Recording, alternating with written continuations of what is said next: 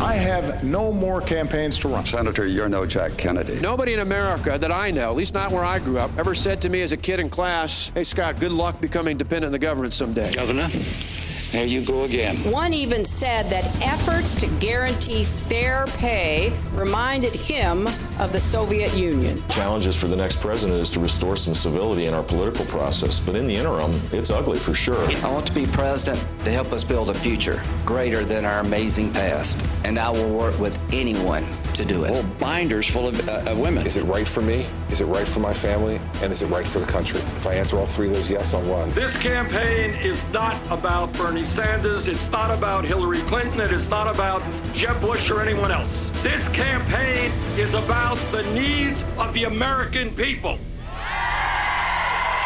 Plays for the presidency. Welcome to our next installment, today's installment of what we do each Thursday. We welcome to the studio Alan Kelly. Alan's founder of the competitive strategy firm based in D.C., Playmaker Systems. He is the man behind the first periodic table of politics, the standard table of influence, which we use on the plays for the presidency to, as Alan puts it, sharpen our understanding of the games and gamesmanship of the 2016 race. He tweets at Playmaker Alan, and Alan, of course, is A-L-A-N. Welcome once again, sir. Are you feeling sharp, Tim? I'm feeling sharp today, sir. You are. This place is caffeinated. It's energizing when you come into the studios and you see all the artificial light. Of course, I was immediately, and you know that I tweeted this out last night. You knew it was coming, right? Yep. As soon as we saw this, I saw how 50 words have saved Hillary and iced Joe. There must be 50 ways to leave your lover. All I could think of was 50 ways to leave your lover, 50 ways to, get in the show, Joe. Yeah. You just slip out the back. Well, 50 words was the exact number of Kevin McCarthy's tragic utterance. That has essentially, given the game was for that a while. This one? Everybody thought Hillary Clinton was unbeatable, right? But we put together a Benghazi special committee, a select committee. What are her numbers today? Her numbers are dropping. Why? Because she's untrustable. But no one would have known any of that had happened had we not thought and made that happen. That was a little bit of interruption from Sean Hannity. That was on the Hannity program on Fox. It has somewhat re-energized the Hillary campaign. Well, I think in so many respects, and this has been talked about for the last two news cycles now, it has given her a hall pass to get back on strategy, back on message, and back on the offense. And there's a lot to discuss here. You can say, well, yeah, it's obvious she's back in the offense, but how and how did it happen? Mm-hmm. I think you have to go back maybe a week or so and you have to look at a play that she ran. We talked about, and it was longer than that, but it was a play we called a disco. It's a term of parliamentary debate where, in essence, you take a step back in order to take a step forward. Hillary Clinton finally came forward and she said something she tends not ever to say. She said the word mistake. And it was just a little disingenuous, but by God, it was, she made the bow. She kissed the ring. She admitted fault, so that she could move on. It's the play they call in parliamentary debate the disco, and thus we use it as one of the plays in the 24 strategies of our system. It was so conditional, though. I mean, I made a mistake in not doing this, and I realized I apologized for it. And, John Dickerson had said on Face the Nation, he said, well, what exactly are you apologizing for if you did nothing wrong? And it's been very squishy. Yes, it is. It is squishy. I suppose it depends on your politics. If you're hard left, you think it was sufficient. If you're hard right, you say no way. But I do think it was enough to buy her some time and some latitude, maybe from media, from the right, to start going out and doing what she wants to do rather than having to be in constant response mode. Then along comes Kevin McCarthy and just drops this gutter ball of a statement. What was that play, by the way? Was that called a fumble? Was that called a misplay? Was that called? It can't be said on radio. No. It was just that bad. And his response has been a play we call a recast, and he's been very steady and very measured. Well, this is what he has said, and this is what he was saying yesterday. One of the things I could have said it in a different manner, yes, and I think at any given time somebody could always say something better. Over time, you'll prove we have a very good message. But we have a very good message. What does that mean? I mean, a message? Is that what the committee is? It's a message? I mean, isn't it? And John Boehner said yesterday pretty much the same thing. You know, everyone makes a mistake saying something. But that's a recast, you say. That's what that play is. Well, or you might say it's a red herring, that they're trying to make it about something that it's really not, so they can control the criteria of the discussion. I mean, that won't work any more than a non-apology from Hillary keeps her, in the doghouse. I want to let you hear this. Trey Gowdy, who was the chairman of the Benghazi Committee, was a guest on MSNBC's Morning Joe this week, and here's what he said. Kevin has apologized as profusely as a human being can apologize. I went back and watched the interview, and what I tell folks back home is I don't care how many times you put an earpiece in your ear and looked into a camera, you still screw up, and Kevin screwed up. All right, so he screwed up.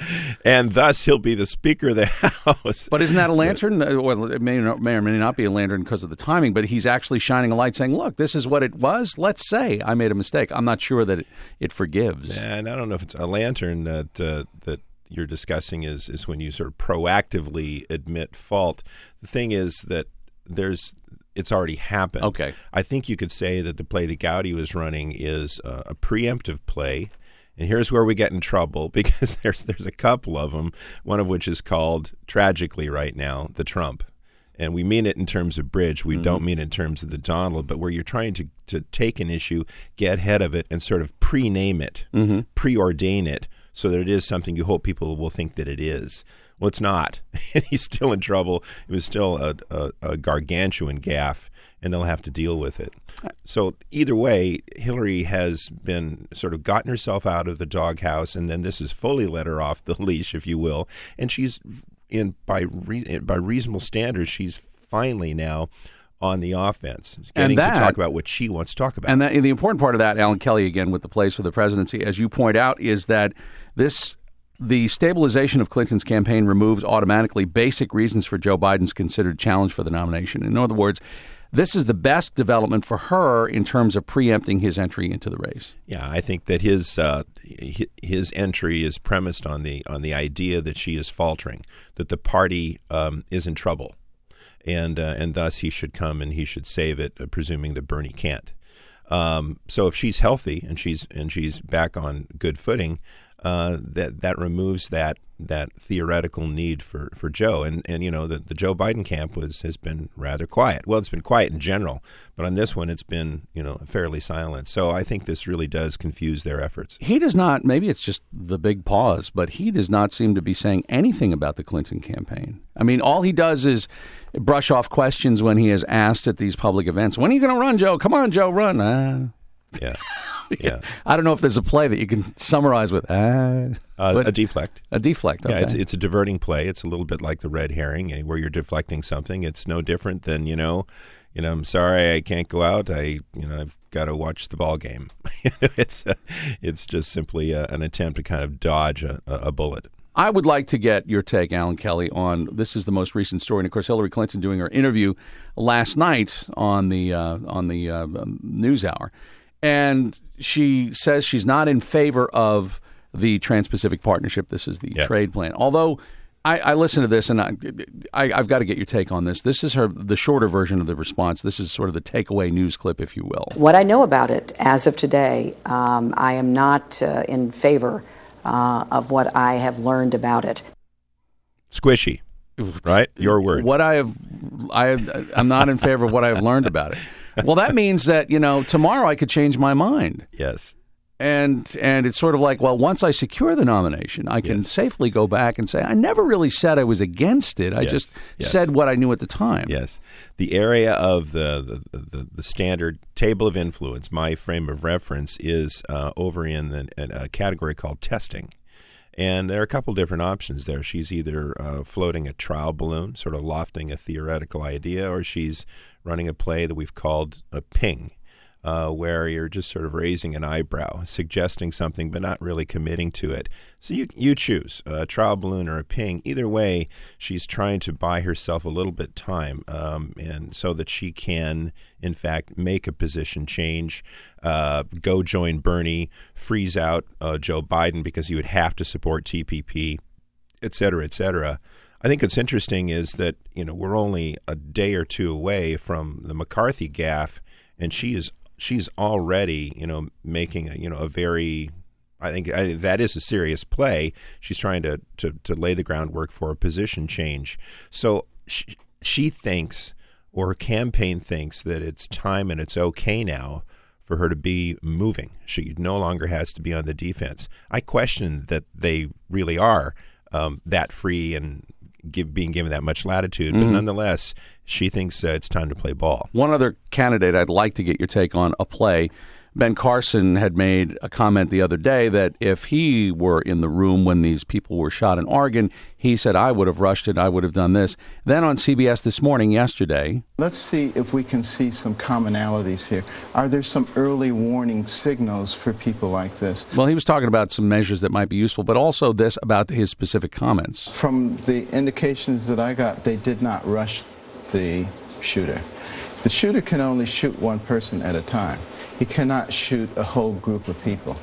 And so the ideal is overwhelm him so that not everybody gets killed. He is not backing off on the comment. He was accused of insensitivity.